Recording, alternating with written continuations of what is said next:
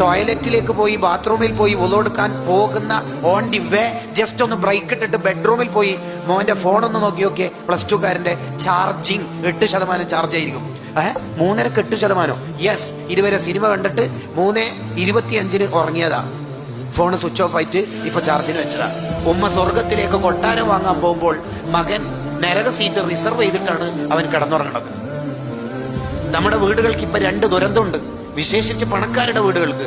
ഒന്നാമത്തെ ദുരന്തം ഞാൻ പറഞ്ഞത് 5 ബെഡ്റൂമും സിനിമാ തിയേറ്ററുകളായ കാല നമ്മുടെ വീടുകൾ. അതുകൊണ്ട് തന്നെ എന്താ പ്രശ്നം? ഈ ഉപ്പിയും വയസ്സായി ശയ്യാവലംബികളായ രോഗികളായാൽ ഒരുത്തൻ BDS, ഒരുത്തൻ FAMD, ഒരുത്തൻ MLT, ഒരുത്തൻ ആയുർവേദിക്, ഒരുത്തൻ MBBS, ഏകദേശം മെഡിക്കൽ കോഴ്സൊക്കെ ആയല്ലോ. കല്യാണം കഴിച്ച് Qatar, Kuwait, Bahrain, Saudi, Oman, GCCയിലെ 5 രാജ്യമായി. എല്ലാരും വിത്ത് ദെയർ വൈഫ്സ്, അവരുടെ ഭാര്യമാരൊന്നിച്ച് ഗൾഫില്.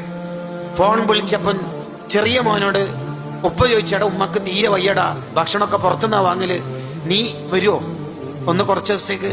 എനിക്കിപ്പോൾ ലീവില്ല.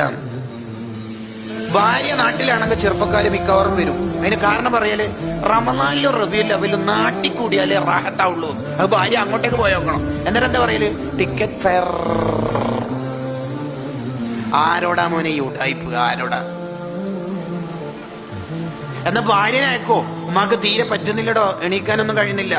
ഭാര്യനോട് ഞാൻ പോകുന്നോന്ന് ചോദിച്ചിട്ടുണ്ടായിരുന്നു, പക്ഷെ ഓള് പറയുന്നത് നിങ്ങില്ലാണ്ട് ഞാൻ എങ്ങനെയാ മിസ്സിങ്. എന്താ അതിന്റെ കാരണം എന്നറിയോ? പഠിപ്പിക്കേണ്ട കാലത്ത് പഠിപ്പിച്ചിട്ടില്ല.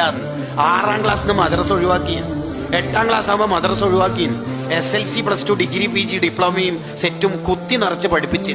ഇതൊന്നും വേണ്ടാന്നോ എനിക്ക് അവകാശവാദമില്ല കേട്ടോ. ഇംഗ്ലീഷിൽ ലിറ്ററേച്ചർ PG ഒക്കെ എടുത്തിട്ടാണ് ഞാൻ ഈ സംസാരിക്കണത്. ഇതൊന്നും വേണ്ടെന്നും നമുക്ക് അവകാശവാദം തന്നെ ഇല്ല. കുട്ടികൾ should be studied very well. നന്നായി പഠിക്കണം. നമ്മളെ തലമുറ അല്ല പഠിക്കണം. മറ്റ് കമ്മ്യൂണിറ്റി ഒക്കെ ഗൾഫിൽ പോകുമ്പോൾ CV-യും ബയോഡാറ്റയും ഒക്കെ ഉണ്ടാവും. പക്ഷെ ഈ ഏരിയയിലുള്ള ചെറുപ്പക്കാരൊക്കെ ഗൾഫിൽ പോകുമ്പോൾ മിക്കവാറും കയ്യിലുണ്ടായാല് ഉണ്ട, മണ്ട, കാജ, കോലപ്പം, പുളിയച്ചാറെല്ലാം ഉണ്ടായാല് അതൊക്കെ ഒന്ന് നിർത്തിയിട്ട് നല്ല ഗവൺമെന്റ് ഉദ്യോഗസ്ഥരൊക്കെ ഇവിടെ ഒക്കെ വരണമെന്ന് കമ്മിറ്റിക്കാരുടെ അജണ്ടയിൽ തന്നെ ഉണ്ടായി. PSCക്ക് പരിശീലനമൊക്കെ കൊടുത്ത് ഡോക്ടർമാരും എഞ്ചിനീയർമാരൊക്കെ വരണം തന്നെയാ നമ്മുടെ ഒക്കെ അഭിപ്രായം. അപ്പോഴും മതം കാറ്റിൽ പറത്തരുത് എന്നാണ് ഈ പറഞ്ഞതിന്റെ ചുരുക്കം. ഇല്ലെങ്കിൽ ആഖിറ നഷ്ടപ്പെടും.